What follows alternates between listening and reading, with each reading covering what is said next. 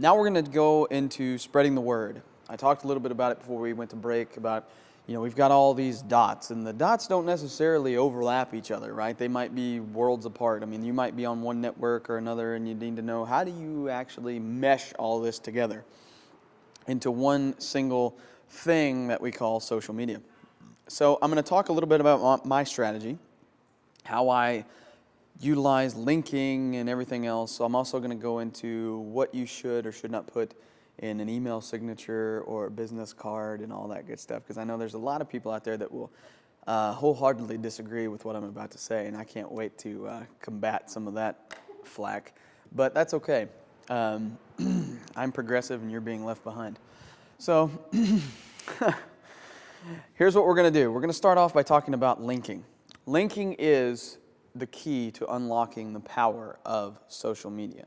Okay, if you are not linking to your profiles might as well not exist, because you're not providing a gateway for people to get to them at all.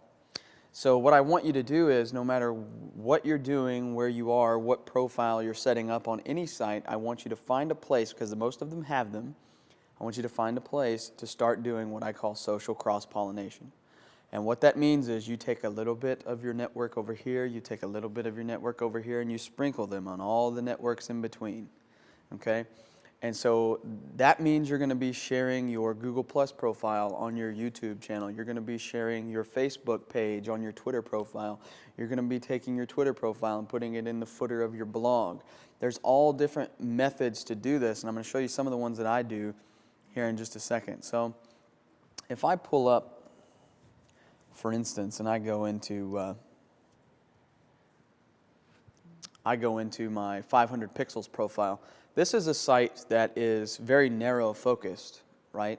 But I'm hoping that I'm going to get a few people in through the door this way, because of the fact that I've listed several things right over here on the sidebar, right over there. You notice here I've got my portfolio, I've got my website address, my Twitter handle, my Facebook address, my Google Plus address, and my Tumblr address over there, okay?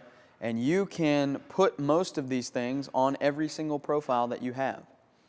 If you'll notice on my Google Plus profile, in here, let me get a clean version of this, I don't even know. Let's go back in here. This is the one I was working with before, so let's go to plus.google.com. All right, let's go in here. Hi, Rick. Right here on my Google Plus profile, you'll notice if you go to the About Me section, check out the right-hand side. On the right-hand side of that is my Facebook, my Twitter. Yes, I did put my LinkedIn account, my Dribbble account, and my Forest account. Okay, I'm very calculated with the networks that I put in certain places. Okay, so why did I include Dribbble and Forest and LinkedIn on this one, and why didn't I include them on the last one?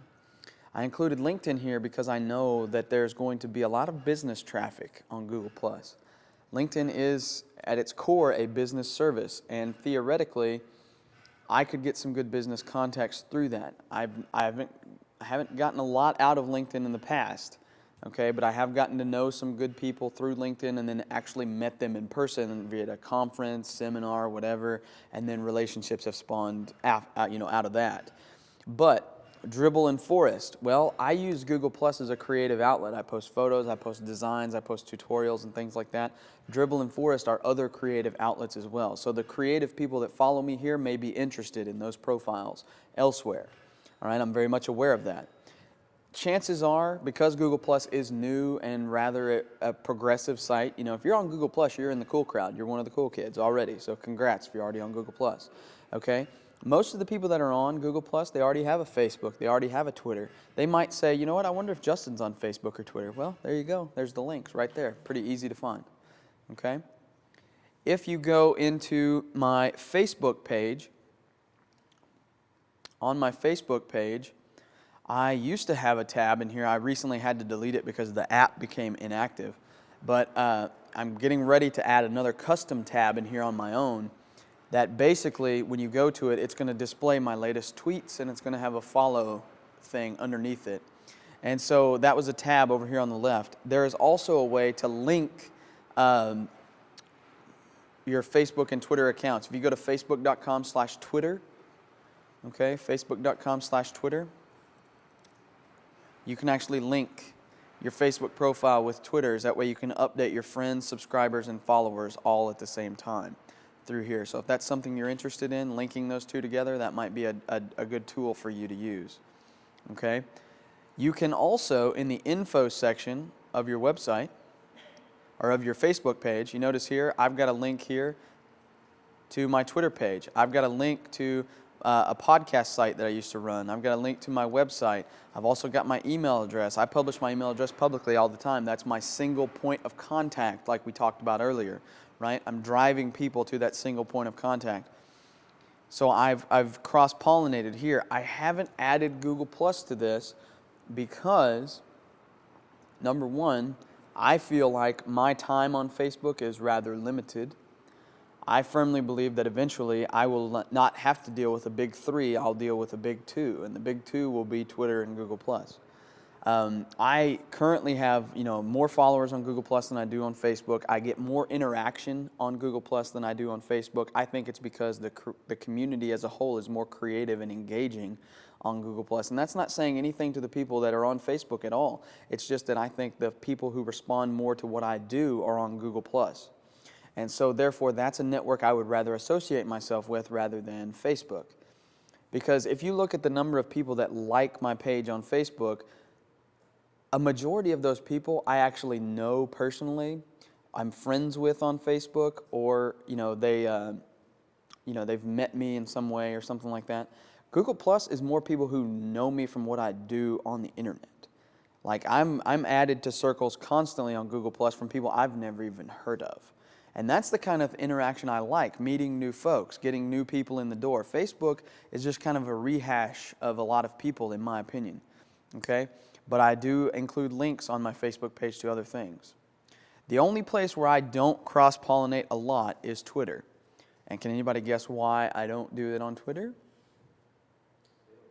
That's right, people don't go there. So if people are not landing on this, there's no reason for me to waste time by putting links in here. I can't put links on the side that do anything anyway.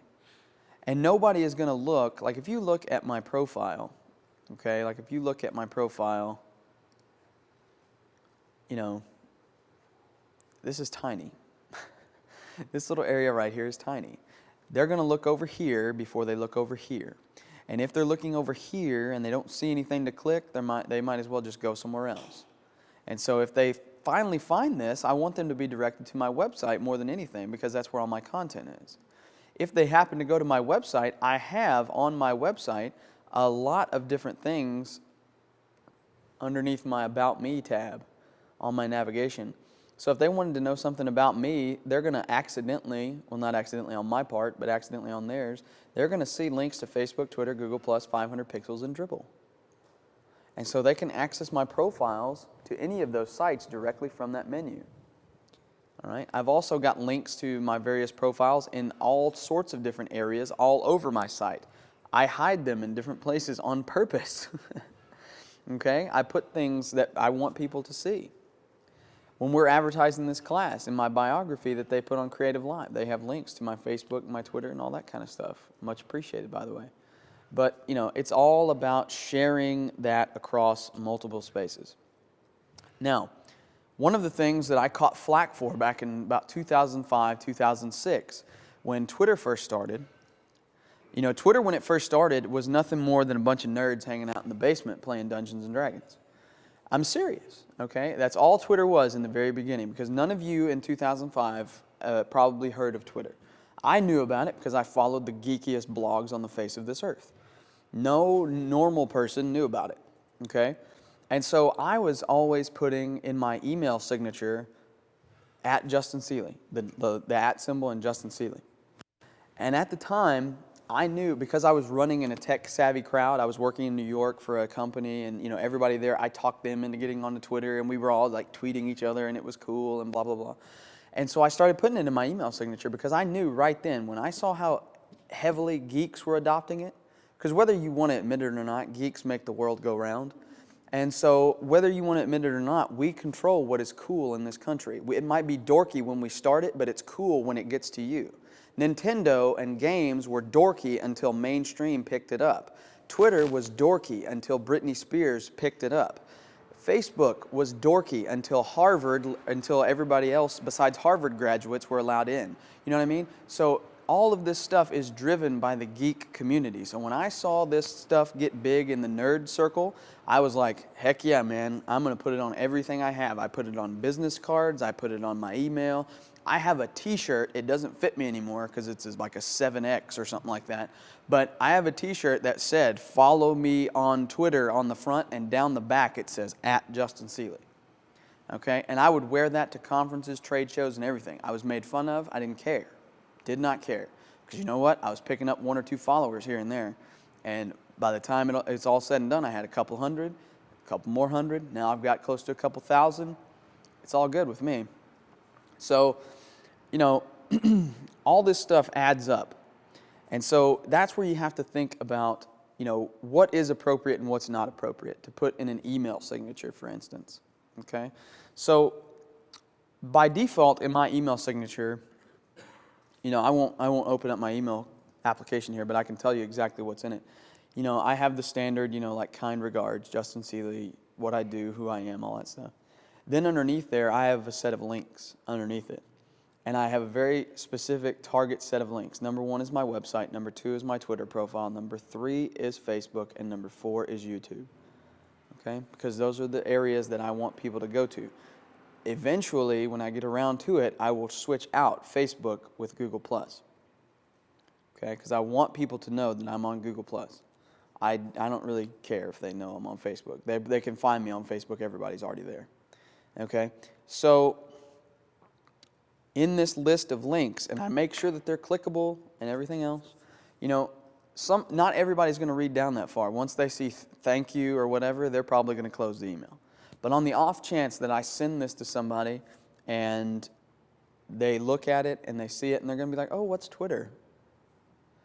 Oh, that's kind of cool. It's like everything he's doing and all these videos that he's doing. And he's talking about that. Cool.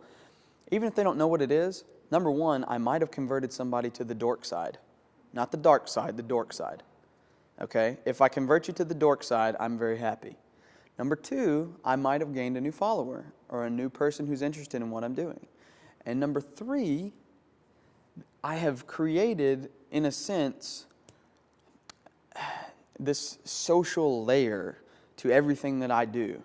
You know, it lends credence to all of this. You know, if people see me putting this in a business email, maybe that helps drive the culture a little bit to make this stuff a little bit more acceptable across the board. Because there's still some big areas of the country. Okay, we're on the West Coast. This is one of the most progressive areas in the United States. So Twitter and Facebook and Google+, this is all well accepted out here. If I go and give this same talk in the town in Kentucky where I'm from, I will hear crickets chirp. Seriously. So I'm hoping that as I keep doing this, put it on business cards, flyers, whatever I'm doing, and I give that to people, I'm hoping that opens their eyes a little bit. Okay, I was amazed recently that the Chamber of Commerce in my small town had a Facebook page. I was like, oh, thank you. Thank you, person. They have a Twitter feed now. Thank you. I would like to think that I in some way contributed to that culture shift. Hopefully I did. Okay? So that's the only reason why I do stuff like that. Now, you are going to have to shatter the mold because there are a lot of traditional things that don't necessarily lend themselves to social interaction. Those include business cards, resumes, letterhead, and all that stuff. There's a lot of people that still feel those should be extremely corporate and very dry and blah, blah, blah. No. Okay? If we live in a society where we're doing business online and we're living our lives in public, and this is the era of humanization of business and all this stuff, we've got to let it stretch out as far as it's going to go. And that means maybe encroaching a little bit on the comfort zone of traditional media like that. Okay? You're seeing it with newspapers as well. Newspapers did not want to do iPad apps. Now every single newspaper is doing an iPad app, right? People don't want to be on Facebook and Twitter if it's not something they're already into. But eventually they're going to have to be there. So if we keep putting it in front of their face, they can't deny us forever. And so I put stuff, on my resume that I send out, I don't send out resumes necessarily anymore, but when I used to apply for new jobs, one of the things in the resource, I have a little resources section where they can find out more information about me on there. My Twitter address is in there, my Facebook address is in there, my my website address was in there, and I want them to go check this stuff out. I'm proud of the community and the culture that I've cultivated online through these networks, and I want them to see how I can utilize that energy or whatever and bring that into whatever I'm doing with them. And really and truly, that's been a selling point for a couple of jobs that I've landed in the past. My last job that I just left in November, I just left a job in November. I got that job through Twitter. I met the owner through Twitter. I, started a conversation through Twitter. They didn't know me from a hole in the ground, but by the time they saw the links and stuff that I had put out, the content I was doing on YouTube and stuff like that, they were like, oh yeah, come on out for a little conversation. And so, that's all helping to drive that stuff. It's great. All right, so you got to shatter the mold a little bit. And then finally, we need to add social aspects to our sites. If you're looking at my site right now, you're seeing a layer of social without you even knowing it probably. If you look in the right-hand corner of that post that's up on the screen right now, what do you see? You see a little button that says tweet. If you scroll down to the bottom of any one of these posts, this one's kind of long, I won't make you look at that one. Let's go back here, let's grab a short one. Let's see here. See if I can find a tutorial one. I'll just click tutorials. What do you say? Use my own navigation. Here we go. So if I go in here and look at this, look at the bottom. There's a little +1 for Google+. Okay? And notice I'm logged in as Google+. I could actually +1 myself. That would probably tear a hole in the space-time continuum, but you see what I mean. I add a little layer of social down there. At the bottom of each one of my blog posts, I've got a little bio about myself. Again, that's one of those bios that I have in the can that I use everywhere. That way people have a little bit more information about me every time they read something. That way if they accidentally land on this page, either from a link from somebody else or something, they might not know who I am. Now they do. All right? I need to add a layer of social buttons right underneath that so that they have links to all of my different profiles directly from this page. I'm getting there. All right? This website is about a week old. Okay? So adding that layer of interactivity is big time. Now, if you're using a blog or a WordPress site, it's very easy to add these things to your site. You can do that through something called plugins. If you don't know what plugins are, you can watch a Creative Live class and learn about plugins. Or you can just go to wordpress.org/extend/plugins and you can look up exactly what plugins are all about and find some that are good for your WordPress site. There are several that will add a Google Plus thing. There are several that will add a tweet button. There are several that will add a Facebook like button. There are some that will add all these social buttons to the bottom of your site. That way, every time you make a post, it does Facebook, Google Plus, Twitter, all that stuff. And so you add that layer of social interactivity and you're going to be well on your way to, seriously creating a conversation. You can also rely on the documentation from the sites themselves. So if you go into Twitter, and I'll get the address here in just a second. Here we go. If you go to twitter.com/about/resources/tweet button, you can actually just go in and grab this code that they give you. So if you want this one that shows the number of tweets, select that one. If you want this little one, like this is the one I have on my website, or if you want one with no count, you can use that as well. Okay? The recommended follow link, you can change that or change it to a related account. Here's all you have to do. Somewhere in your web page, take this code that they give you right here, copy it and paste it in, and then save the web page.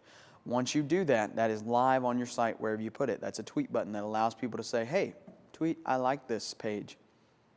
Check out this page by Justin or whatever it is, right? It also tells you can build your own. There's developer documentation. So if you're, a big-time developer person, you can go in and check that out. On Facebook, You can go to developers.facebook.com/docs/reference/plugins/like. That's a lot, it's a mouthful. But just look up Facebook like button and you'll find it. Here, you can plug in the URL that you want people to like your homepage. You can say you want it as a send button. You pick the standard layout or whatever layout you want. And then at the very end, they'll give you a code snippet that you can just copy and paste and put on your website, and you'll be rocking and rolling with a like button right there.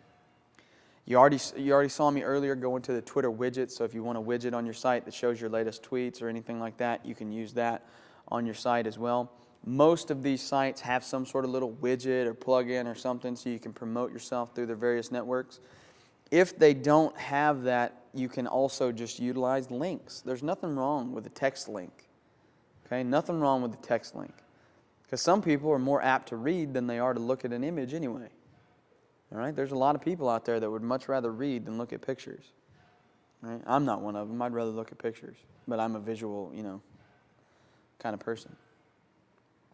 All right, so as you start to add this stuff to your site, and you can see, there's several examples of this across the web of people that utilize these kind of things. But let me close up some of this so I can actually get some clarity on what I'm looking at. Whoops. So, I've just added this right here. I don't really have anywhere to put a row of social buttons here that really mesh well with my site. So I'm currently working on designing an icon pack that I can utilize across all of my sites. I want to use them on every site that I can. And so I'm trying to figure out, what's the best way to do that. Some considerations you have to wonder there. Are they going to be round? Are they going to be square? Are they going to have rounded corners? Are they going to have colors? Are they going to be black and white? What are they going to do? How are they going to spin? What are they, all that stuff you have to take into consideration. And so in the last segment of today, I'm going to talk about designing social buttons a little bit inside of Photoshop. It'd be the same for like Illustrator or anything else though, and talk a little bit about that. But what I want you to understand is the importance of making sure people are aware of everything you're doing online. Because you take the time to go out and do all this stuff. You take the time to tweet. You take the time to post on Facebook. You take the time to make YouTube videos. There's no reason why you shouldn't share that with everybody across all the networks. There's no reason why you shouldn't share that with everybody in life, period. All right? Nobody in the world knew what I was planning to do when I set out on my quest to lose weight earlier this year. Nobody knew until I started making YouTube videos. And on the first day, I was at 27 years old. I was diagnosed with a bunch of health problems. And, I basically just went to the doctor and got a kick in the face that said, hey, time to wake up, dude. And so right then, that afternoon, I went home and I made a video online discussing my problems. I just poured it out. Here's what's wrong with me, and here's how I'm going to fix it. And that, number one, made me accountable, but it also got the word out to a lot of folks. I posted it on Facebook. I posted it on Twitter. Immediately, not only did it help me personally, because I got so much support from everybody that that was around me and that knew me, but at the same time, it was so great to inspire other people through that as well. And that's one of the reasons why I kept doing it. All right, and there's no reason why I shouldn't have shared that. I shared it on every channel I had, Facebook, Twitter, Google+, everywhere. I still do it. And I always preface it when I put an update out there that's like, I know this is not Photoshop related, but I wanted to share this with you. I know this is not whatever related, but I wanted to share this with you. And I've had more people that have found promise or found inspiration in what I've done through that channel that have just kept coming back to me for other things. If I had never shared that story, a lot of people wouldn't be paying attention. So, I choose to live my life publicly. I choose to put myself out on the limb. I choose to not care about, necessarily what anybody thinks or anything else. I just don't. And I realize that's going to be a hard transition for a lot of people to make. But if you can, put that foot forward, shy or not, you will eventually get over it. I promise. Okay? When I first started making YouTube videos, I was at 400 pounds. And I was not proud of the way I looked, nor was I proud of the health shape that I was in.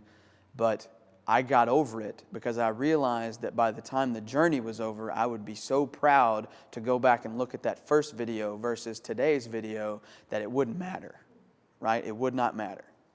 And so doing all this stuff, regardless of business or whatever, if you've got a story to tell, that's what all this is about, folks, is storytelling. That's all it's about, is storytelling. And if you've got a story to tell, whether that's business, personal, whatever, this is the place to do it, and this is the place to get it noticed. And people need to realize that.